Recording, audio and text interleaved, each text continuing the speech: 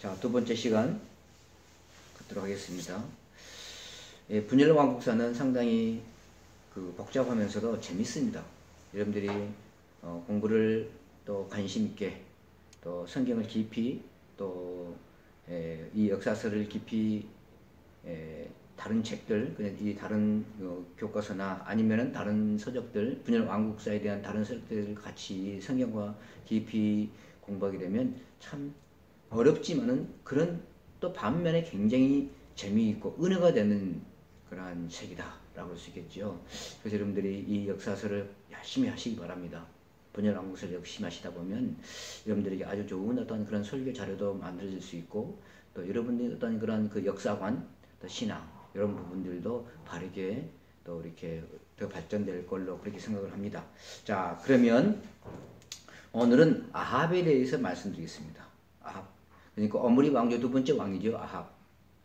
오므리는 12년 다스렸다면 아합은 22년 다스렸습니다. 그러면 즉위연대 통치 기간 한번 살펴보도록 할까요? 자, 아합은 오므리의 아들로서 아사 왕 제38년에 왕이 올랐습니다. 아사 왕 제38년에 22년을 통치했고, 그러니까 이 말은 무슨 뜻이냐면 남쪽의 아사 왕과 동시대 왕이었다. 자, 이렇게 보면 되겠습니다.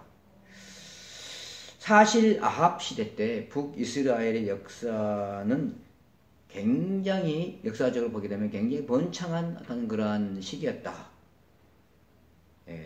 그렇게 보면 되겠고요. 그러니까 경제적으로 번창했고 또 나쁜 측면에서 본다면 종교적으로도 아주 어떤 그런 하나님께 진노를 많이 심판을 많이 받게 되는 어떤 그런 어떤 그 요인들을 많이 아합 왕이 그렇게 많이 갖게 되는 만들어내는 어떤 일을 하게 되었습니다. 자, 그러면은 두 번째 외교 정책입니다. 외교 정책. 아합은 즉위 초부터 여러 나라와 외교 정책을 폈습니다. 그 아버지 오므리와 같이 아합도 상당히 외교적인 어떤 그런 정책이 있어서 굉장히 뛰어난 사람이었습니다. 그래서 오므리가 시돈 왕 엣바알과 외교 정책을 맺었는데 그것을 그대로 유지하면서 쭉 나갔습니다. 그럴 수밖에 없는 게 뭐냐면 여러분 아합의 아내가 누굽니까? 이세벨이잖아요. 이세벨, 시돈 왕 엣바알의 딸 이세벨. 자, 그런 관계에 있었기 때문에 정략적인 측면에서 본다면 그 외교 정책이 그대로 유지되었다라고 그렇게 보면 되겠습니다. 아합도 마찬가지로 이 경제적인 이득을 꾀했는데 레바논으로부터 백향목과 훌륭한 기속품들, 그 다음에 곡식, 올리브 이런 기름들을 가지고 다른 상품과 교환하는 어떤 그런 상호 이익을 취했다. 자, 그렇게 보면 되겠습니다.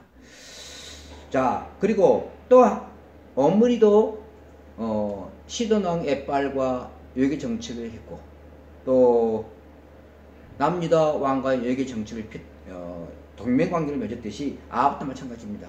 아합도 시돈 왕 엣바알과 동맹관계, 또 남유다와 동맹관계를 견고하게 그렇게 맺고 유지했습니다. 아합은 남유다와 어떤 전쟁 동맹이다. 무역 동맹보다도 전쟁 동맹을 위해서 어떤 그런 좋은 관계를 갖기를 원했습니다. 그리고 사실 아합 시대 때 보게 되면요, 이 아합 시대 때 상당히 나라가 이 군사적으로 경제적으로 굉장히 견고했다. 저쪽 북아람과 견줄 만한 상당히 군사적으로 굉장히 막강한 어떤 그 군사를 보유하고 있었다. 자, 그렇게 보면 되겠습니다. 그 증거가 뭐냐? 요단 동편의 에돔, 모압, 암몬, 길르앗을 거쳐 다메섹까지 그 왕의 대로를 장악을 하고 있었습니다. 자, 그 다음에 정계정책입니다. 정계정책 세 번째 정계정책. 오므리가 혼합주의 정계정책을 폈습니다. 마찬가지. 이세벨이 아합의 아내였기 때문에 이세벨의 편에서 아합은 그대로 정교를 수행했습니다. 이세벨이 아합과 이세벨이 결혼하자마자 바알 신당을 사마리아에 건축해서 섬기게 했고, 또 아세라 신을 관계적으로 숭배하도록 백성들에게 강요를 했습니다. 그리고 사마리아에 사당을 짓고 바알 사당을 짓고, 그 다음에 자기도 스스로 가서 바알에게 제사를 드리는 아주 못된 그런 행실을 했습니다. 그리고 또 한 가지 뭐냐면요, 이세벨은 이 바알 제사장들을 국가 정부 요직에 심었습니다. 왜 그랬을까요? 자신의 어떤 그런 그 정치적 배경, 정치적 배경을 만들기 위함이었다. 자, 그렇게 보면 되겠습니다. 그리고 또 한 가지 뭐냐면, 이에 대해서 선지자들이 굉장히 질책을 하고 그러면 안 됩니다. 바알을 버리고 아세라 신을 버리고 오직 하나님을 섬기십시오. 자, 이렇게 저항하니까 선지자들을 아주 박해하고 굉장히 수많은 선지자를 살해하였다. 피를 흘렸다. 자, 그렇게 성경은 기록을 하고 있죠. 여호와 이루신 종교가 이제는 완전히 이방 종교로 북이스라엘 변해졌다. 자, 이러한 위기 상황에서 선지자 엘리야가 나타납니다. 하나님의 보내시를 받았죠. 이 엘리야가 이세벨과 대적하려고 나타납니다. 보내시를 받고 아합 왕이 찾아가서 엘리야가 첫 번째 하는 얘기가 뭐냐면, 아합 왕이시여, 이제 앞으로 기근이 있을 것입니다. 기근을 선포하는 일이었습니다. 이거 뭐냐면은 이세벨과 정면 대결을 할 수 있겠습니다. 아니면 바알과, 아니면 그 아합 왕과 정면 대결이다. 자, 그렇게 보면 되겠고, 또 한 가지 더 나아가서는 바알과 정면 대결을 의미한다. 자, 이렇게 보면 되겠습니다. 왕상 17장에 보게 되면은 그 여러 가지 어떤 그런 일들이 나오는데, 사건들이 나오는데, 심한 가뭄, 엘리야 기적들, 자, 이런 많은 기적들이 나오는데, 이것은 하나님의 심판에 대한 일련의 소품들이다. 자, 이렇게 보면 되겠습니다. 일련의 소품들이다. 베스터만이라고 하는 신학자가 있습니다. 유명한 신학자죠. 자, 엘리야의 대결의 초점이 바알의 생식력의 근원이 아니라 여호와께서 생식력의 근원이라는 점을 보여주는 데 있었다라고 이렇게 이야기하고 있습니다. 이 모든 어떤 그런 농사나 그리고 또 어떤 풍작을 가져오게 하는 어떤 그런 근원이 바알이 아니라 기근이, 나중에 이제 좀 이따 보시게 되겠지만은 기근이 선포되고 나중에 비를 또 하나님께서 보내십니다. 자, 이런 걸 보시게 되면은 바알이 기근을 가져오게 하고 풍작을 가져온 것이 아니라 하나님이다. 그것을 여기서 보여주고 있다. 자, 그렇게 보면 되겠습니다. 이제 가뭄이 끝나갈 무렵, 여러분, 가뭄은 기근이 3년 동안 계속 진행되다가 3년 후에 이제 가뭄이 그치게 됩니다. 갈멜산에서 한 사건이 있었죠. 이때 갈멜산 사건이 있었는데, 바알 선지자 450명과 아세라 선지자 400명과 850명과 그 다음에 엘리야가 대결합니다. 대결해서 누가 승리합니까? 엘리야가 승리하죠. 자, 그때 엘리야가 이스라엘 백성들 앞에서 이렇게 얘기합니다. 뭐라고 이야기하냐면은, 자, 둘 중에 하나 택해라. 바알을 섬기든지 하나님을 섬기든지 이렇게 외칩니다. 이 둘 중에 하나 선택하라고 이야기하니까 백성들이 뭐라고 이야기하냐면 가만히 있습니다. 아무 말도 하지 않고 그냥 그저 머뭇 이렇게 하고 있습니다. 이 말은 무슨 뜻입니까? 여호와를 섬기지 않겠다, 바알을 섬기겠다, 그 뜻이겠죠. 자, 그런데 아무튼 엘리야와 그 다음에 바알 선지자, 아세라 선지자 850명과 싸워서 그 다음에 제사를 통해 그 역사를 통해서 이제 판결 나겠지만은, 아무튼 이런 제사 행위를 통해서 바알 선지자 400명과 450명과 아세라 400명을 엘리야가 다 쳐 죽입니다. 그 다음에 이제 심판의 절정이라 할 수 있는 가뭄이 끝나고 비가 내립니다. 하나님께서 비를 내려주신다. 이것은 뭐냐면 바알이 승리한 것이 아니라 엘리야가 승리했다. 하나님께서 승리했다. 자, 이렇게 보면 되겠습니다. 자, 그런데 문제는 뭐냐? 이 일로 인해서 무기력하게 엘리야는 호렙산에 도망갑니다. 이세벨이 너 가만두지 않겠다. 내일 이맘때에 너는 내 손에 죽이겠다. 죽임을 당하겠다. 이렇게 얘기하니까 무서워서 엘리야가 호렙산 도망갔죠. 도망가서 비탄하면서 하나님 앞에서 이렇게 이야기합니다. 이스라엘 백성들이 주의 언약을 버렸고 주의 단을 헐었으며 칼로 주의 선지자들을 죽였으며 저들이 내 생명을 취하려 할 것입니다. 이렇게 고발합니다. 그러자 하나님께서 엘리야에게 강한 바람과 지진, 불의 현상을 통해서 자신이 어떤 그런 그 하나님의 역사를 보여줍니다. 하나님의 역사를 보여주면서 이스라엘에 대한 그 심판 예고를 합니다. 심판. 여호와에 대한 세 가지 심판 예고를 할 수 있겠습니다. 강한 바람, 지진, 불의 현상들. 자, 이건 뭘 의미하냐면 강한 바람은 예후를 의미하는 것이고, 그 다음에 지진은 하사엘을 의미하는 것이고, 그 다음에 불의 현상은 엘리사를 의미합니다. 이들이 행하는 그 사역들을 의미한다. 자, 이렇게 보면 되겠습니다. 하지만 엘리야가 바알 선지자와 아세라 선지자를 850명을 다 쳐부어서 죽였다 할지라도 사실 완전히 멸절시키지는 못했다. 그렇게 보면 되겠습니다. 그리고 건축사업입니다. 다섯 번째 건축사업. 바알은 어므리가 그랬듯이 자신도 이 건축사업에 굉장히 관심을 많이 가지고 있었습니다.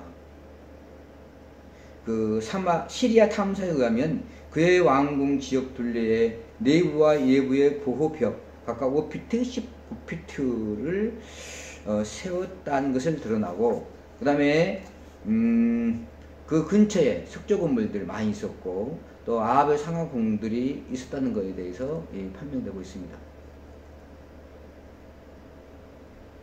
아무튼 아합은 이렇게 건축에 대해서 외교 정책에 대해서 아주 뛰어난 그런 왕이었다. 자, 그렇게 보면 되겠습니다. 자, 여섯 번째로 교환을 보시게 아시겠지만은 나봇의 포도원 사건입니다. 나봇의 포도원 사건. 아합 왕이 하루는 이스라엘 그 지역을 쭉 한번 돌아보는데 굉장히 자기 왕궁 옆에 아름다운 땅이 있습니다. 나봇의 포도원이죠. 그래서 아합 왕이 나봇에게 찾아가서 이렇게 얘기합니다. 자, 이 땅을 내게 팔라. 이 땅을 내게 팔라. 내가 충분히 돈을 주겠다. 그렇게 이야기했습니다. 그런데 여러분, 나봇이 아합 왕에게 뭐라고 이야기했냐면 이것은 조상으로부터 물받은 사유 재산입니다. 그래서 할 수 없습니다. 레위기 25장 23절 말씀 보시게 되면요. 토지를 영구히 팔지 말 것은 토지는 다 내 것임이라. 너희는 거류민이요 동거하는 자로서 나와 함께 있느니라. 이렇게 이야기하고 있습니다. 그래서 하나님께서 주신 그 땅, 선조들에게 주신 땅, 물려주신 그 땅은 절대 팔 수가 없습니다. 그래서 나봇은 그 이야기를 하고 있습니다. 이거 팔지 못한 땅입니다. 그러자 이 이야기를 이세벨이 듣습니다. 이세벨이 듣고 나봇 왕에게 뭐라고 얘기냐면, 왕이 지금 이스라엘 나라를 다스리고 계십니까? 이렇게 묻습니다. 이 말 뜻은 뭐냐면, 왕이 정작 이스라엘 왕이십니까? 왕이시면 마음대로 할 수 있는데 이게 뭡니까? 내가 빼앗아 주겠습니다. 내가 처리하겠습니다. 이세벨이 나봇을 계략에 의해서 나봇이 하나님과 왕을 저주했다. 자, 이렇게 계략을 꾸미고 돌려쳐 죽입니다. 자, 이것이 엄청난 죄악이죠. 그래서 엘리야로부터 결정적인 하나님의 심판이 선언됩니다. 아합도 죽고 이세벨도 죽을 것이라는 어떤 그런 심판 선언을 하게 됩니다. 뭐라고 선언하냐면, 내가 사람을 죽이고 또 그 땅을 빼앗았느냐. 또 여호와의 말씀이라. 나봇의 피를 핥은 곳에서 개들이 내 피, 곧 내 몸의 피도 핥으리라. 그렇게 예언을 하게 되었습니다. 마지막으로 전쟁입니다. 전쟁. 아합 시대 전쟁이 3번 정도 있었습니다. 3번 정도. 한 4번 정도? 4번 정도 있었죠. 아합 시대 전쟁이. 첫 번째 전쟁입니다. 아람왕 베나닷과의 전쟁.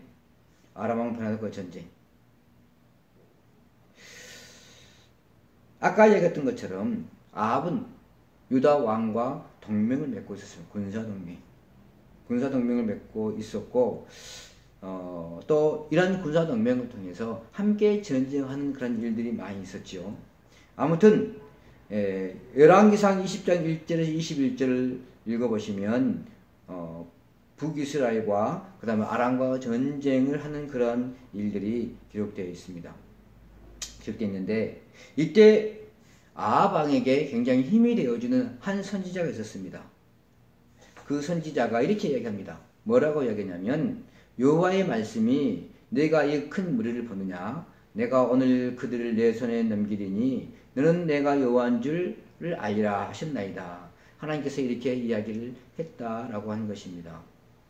자, 우리 전도사님들, 내가 감당할 수 없는 큰 일이 생겼습니다.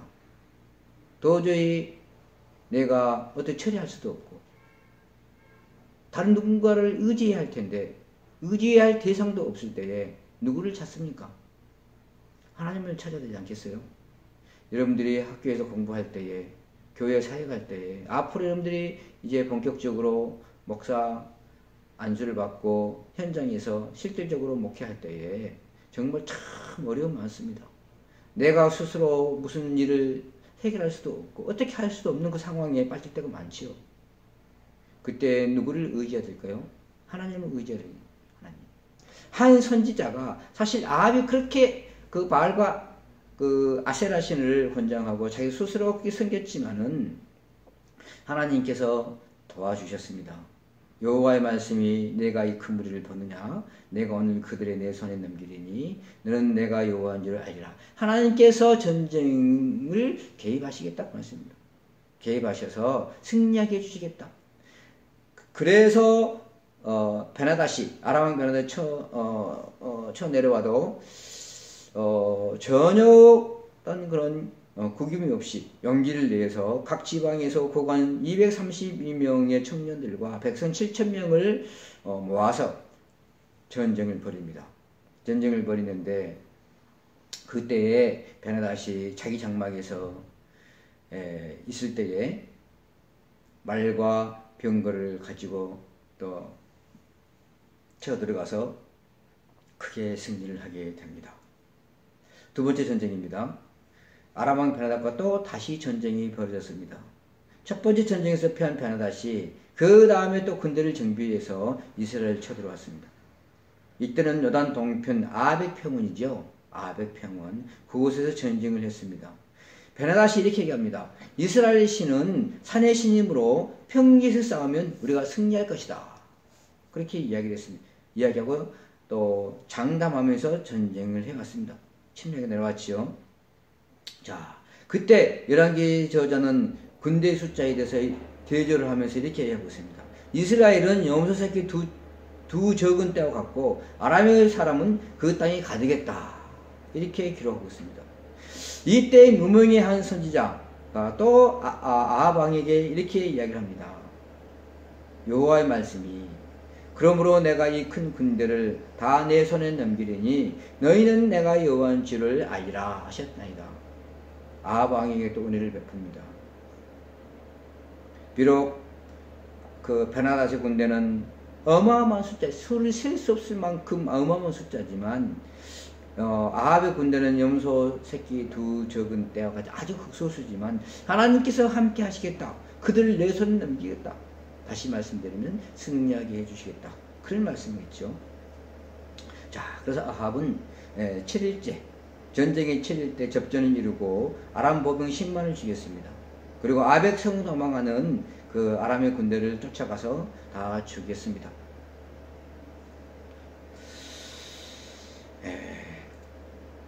이것은 하나님께서 도와주시기 때문이다. 그런 말씀이죠. 근데 문제가 생겼습니다.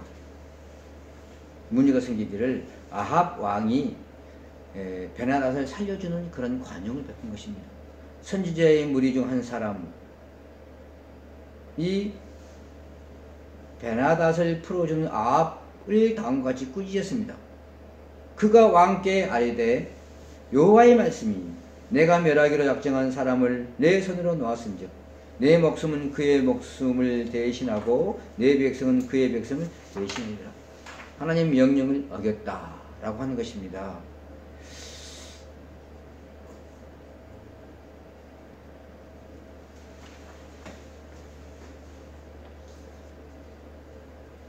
자, 마지막으로 마무리하겠습니다.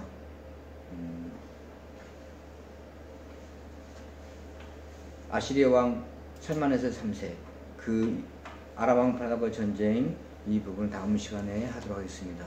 여러분들이 한번 읽어보시고 다음 시간에 또 찾아뵙도록 하겠습니다. 감사합니다.